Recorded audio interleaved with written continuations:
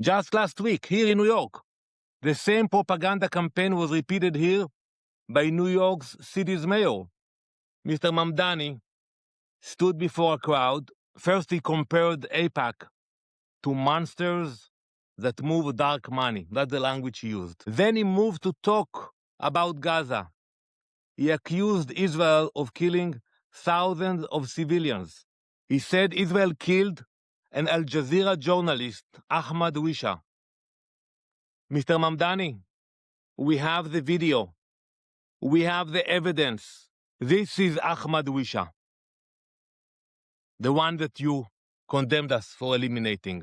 A Hamas terrorist, a sniper in Hamas's military wing. We have the video. You can see him armed in the streets of Gaza. Journalist or a terrorist? The obstacle to peace is not Israel. It is the radicals. It is Hamas. If you will not listen to Israel, then listen to the Gazans risking their lives to say it. Madam President, since October 7th, this council has heard the same accusations against us again and again. Accusations, Israel, that we are intentionally kill civilians, that Israel intentionally targets doctors, aid workers, and journalists. Time and again, I have come here and said clearly, Israel does not target civilians. Israel does not target journalists. Israel targets terrorists. But many of you today chose to repeat the same accusations. That is the UN on anti-Israel autopilot. And how it works? A claim is made against Israel. The UN repeats it. And then the world condemns it. Then when the truth comes out, it takes time, sometimes weeks, months, years. No apology, no correction, no retraction. They move on. We will not move on. We will put the truth on the record. Let me show you a few examples. This is Muhammad Nasser Abu Awadi. He was eliminated in Gaza on the 23rd of December 2023. After that, UNESCO condemned Israel. Audrey Azoulay, UNESCO's Director General, told the world he was a journalist for the Al Istiklal newspaper. But earlier this year, not us, the Palestinian Islamic Jihad themselves, they exposed the truth.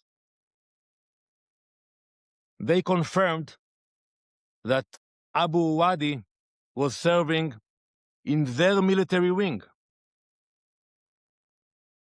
Journalist or terrorist? UNESCO's condemnation was public. Its correction still missing. And this is not one name or one example. This is a machine. Even the Committee to Protect Journalists has removed 8 Palestinian journalists from its database. And now it's reviewing the rest because Hamas and Islamic Jihad exposed the truth. Those so-called journalists were their own fighters, terrorists. Just last week, here in New York, the same propaganda campaign was repeated here by New York City's mayor. Mr. Mamdani stood before a crowd. First, he compared AIPAC to monsters that move dark money. That's the language he used. Then he moved to talk about Gaza. He accused Israel of killing thousands of civilians. He said Israel killed an Al Jazeera journalist, Ahmad Wisha. Mr. Mamdani, we have the video. We have the evidence. This is Ahmad Wisha, the one that you condemned us for eliminating. A Hamas terrorist, a sniper in Hamas's military wing. We have the video. You can see him armed in the streets of Gaza. Journalist or a terrorist? You tell us. This is the machine. Hamas makes a claim. The NGO, ecosystem, rapporteurs, briefers, they all repeats the lies. And then a UN report rubber stamps it, the world media broadcasts it, and Israel is condemned before the facts are even checked. We see the same pattern with UNRWA. In October 2024, Secretary General himself condemned in a statement an Israeli strike that eliminated Muhammad Abu Itawi, an UNRWA employee. I think it was over the weekend, late at night, the CSG put that statement. He called him another one of our UNRWA colleagues. But who was that colleague that the Secretary General put such an emotional statement? He was a Hamas Nukba commander, a terrorist involved in the October 7th massacre near Re'im. UNRWA worker or a terrorist? Again, you should tell us. This is not one-off. For years, Israel warned this council that Hamas has infiltrated UNRWA. For years, you ignored it. Now UNRWA itself has fired 70 employees over security concerns. Security concerns about what? About Hamas.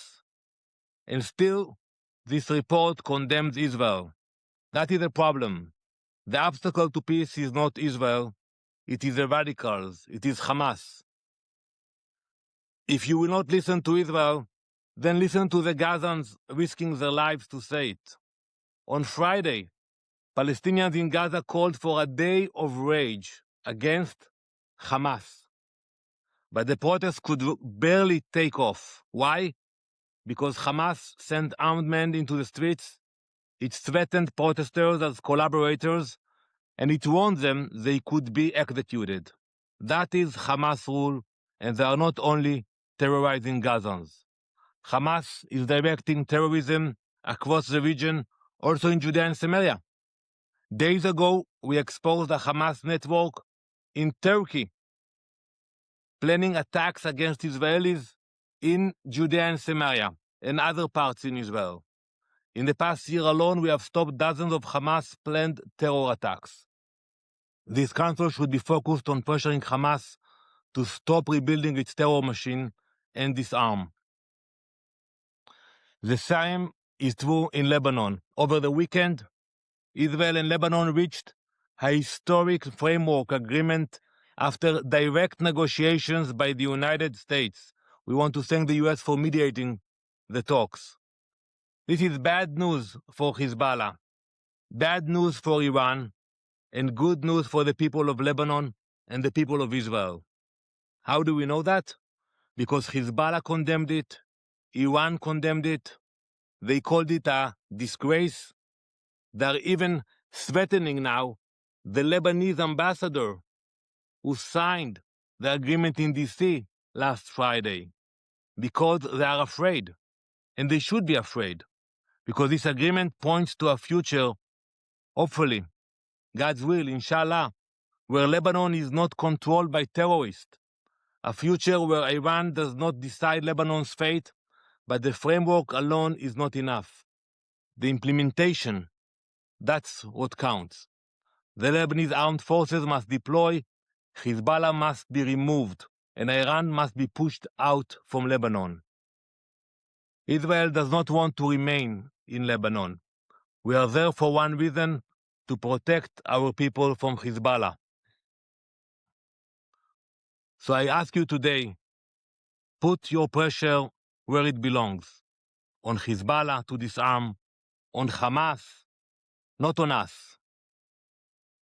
Madam President, the irony is impossible to ignore.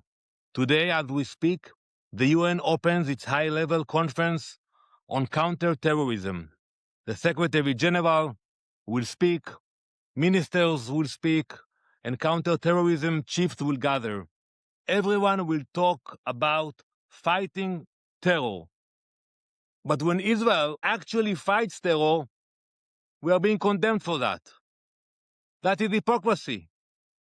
We have lived the consequences of terror. Today, in that conference, Rachel Goldberg-Polin will address the conference.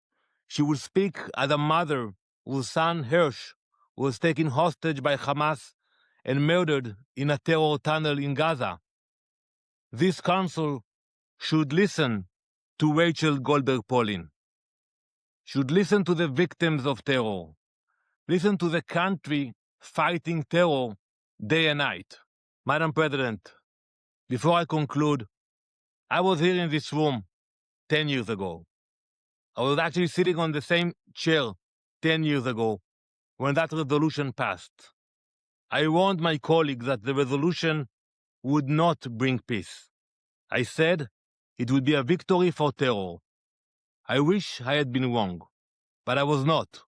It became exactly what we warned. It's another weapon against Israel, a distraction from the terrorists blocking peace.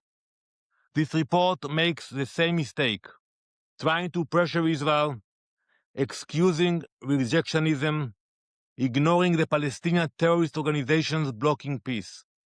So today, do not repeat the mistake. Put the pressure where it belongs, on Hamas, on Hezbollah, on Iran. Accusations against Israel are accepted first and examined later, if at all. I would like to thank Mr. Ramiz Albagarov for his briefing, but just look at the other briefers invited here today. This time, the presidency made an extra effort. It found some of the most radical anti-Israel voices it could find. These are not neutral experts. Definitely not. Mr. Itai Epstein, if you look at the social media, even compared President Trump and Prime Minister Netanyahu to Hitler a few months ago. So those are the briefers you choose to bring and supposed to be objective, neutral briefers. That's unfortunate.